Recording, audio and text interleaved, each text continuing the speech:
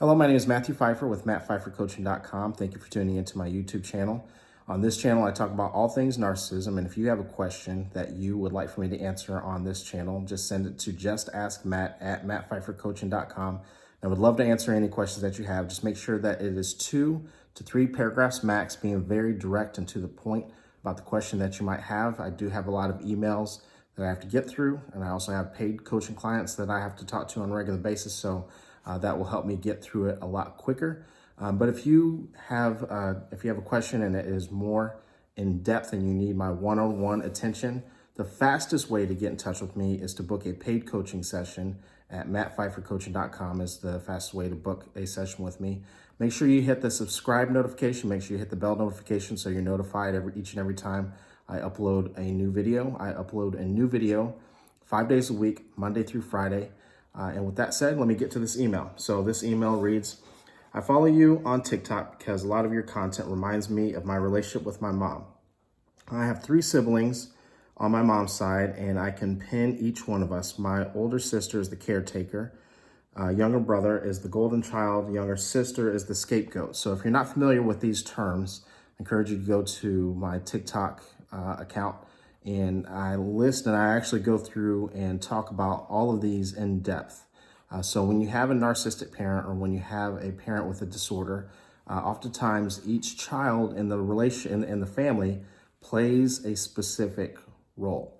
So I encourage you to familiarize yourself with these roles: caretaker, golden child, and scapegoat. The email continues as I get ditching narcissists. No contact, give them an inch and they'll take a circumference of the sun. Very true. Narcissists are like a black hole. They will continuously drain you if you allow for them to. But what do you do when they are also bipolar? As far as I know, that this is a common thing because narcissism and bipolar oftentimes get misdiagnosed as each other, and so these it's very common for someone with narcissism to have this type of diagnosis. As far as I know, she hasn't been psychiatrically diagnosed, but she also won't ever be real with a doctor or therapist. So I have doubts that would ever happen. Bipolar disorder is in our family history though. Her brother, her mother, and she displays a very clear sign of manic and depressive cycling, complete with psychosis. Sounds like it to me. Sounds like she has it. This woman is 54 years old and has absolutely no plans for her future. And this is where it becomes a problem. It's one thing for someone to be aware of their diagnosis, of their mental health issues. It's another thing for them to be in denial and for them not to get help, not to get treatment, and those sorts of things. She won't leave her apartment for months, or she's flying all over the country. Very indicative of someone who has bipolar. For a period of time, they can't leave the bed, they can't leave their apartment, and then when they are in a manic episode, they are all over the place. They have a lot of energy. May not even sleep for days, and feel very, not only sporadic, but very energetic to be able to accomplish and do a lot of things. So she's flying all over the country when she's in her manic episode. One of us is going to end up taking care of her because she is never taking care of herself, and I don't believe she's capable. If she's capable of flying all over the country, she's capable of taking care of herself. And the email continues, so what do we do? She's abusive, and not just to us kids, but to anyone she comes in contact with. She needs help, and she refuses to get it. It's very important for that statement that she just made. She needs help, refuses to get it. I'm going to circle back to that here in a second. I could honestly shut her out of my life and be fine. I've done it before. I have no qualms about doing it again. My sisters and brother can't or won't, though. It's enabling behavior. This is very indicative of codependent behavior from her sisters and from her brother.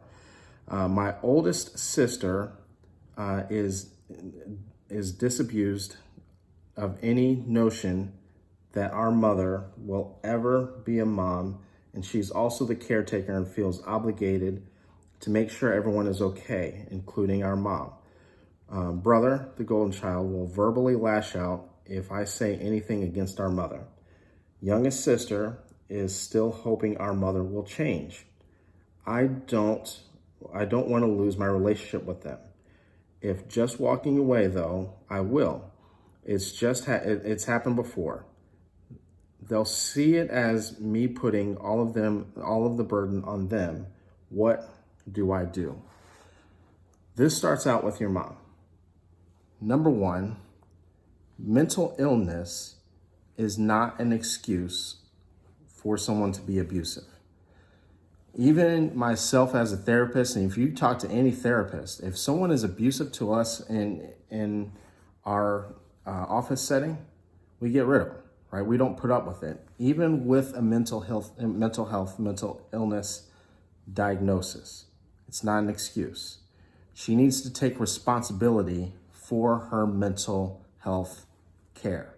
Like you said, she's in denial. She won't go see a psychiatrist.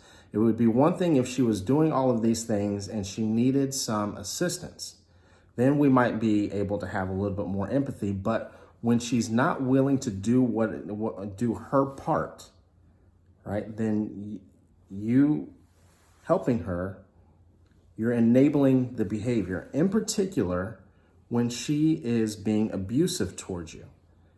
You never put up with abuse. And the fact that she's not willing to go get help tells you that she wants to continue the abuse.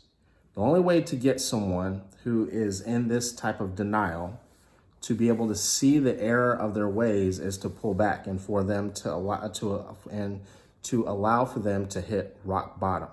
You may hear these type of terms when we're talking about someone who is struggling with an addiction, right? But that's true of people who are struggling with a mental health diagnosis, a possible mental health diagnosis as well.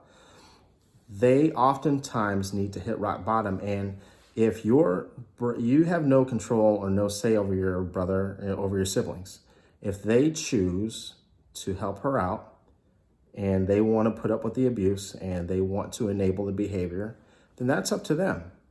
And if you happen to, you may not want to lose a relationship with them, but if you lose a relationship with them and you save yourself, you save your peace of mind, you save your children from the abuse endured by your mother, that's a win, right? And it may not be what you want, it may not be what you want to hear, but the reality of it is that the person who needs assistance is your mother, and she's not willing to accept it.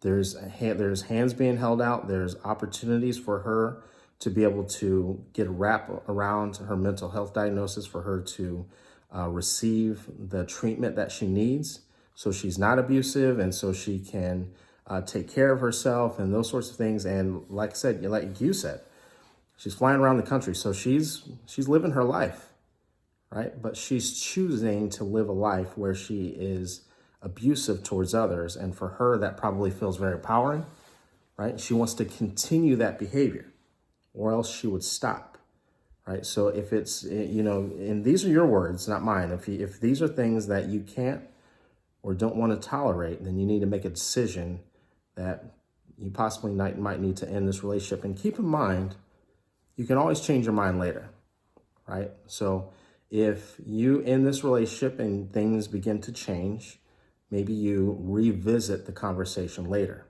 right? But right now it sounds like this relationship needs to end, family or not. Family is not an excuse to allow for someone to mistreat you.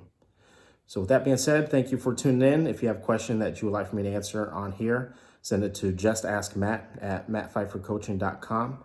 Again, that is justaskmatt@mattpfeiffercoaching.com. Make sure it's 2 to 3 paragraphs max, keeping it very direct and to the point of the question that you have. Give me a little bit of time to get to your email because I have a lot of emails I got to get through. I have a lot of coaching clients I have to get to, a lot of DMs and that sort of thing. Make sure you follow me on all of my other social media platforms.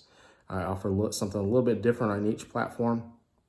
And but once again, if you have a question that you would like to book a session with me, that's the fastest way to get my attention, is to book a paid coaching session with me. And you go to mattpfeiffercoaching.com and we will go from there. Thanks, and I will talk to you soon.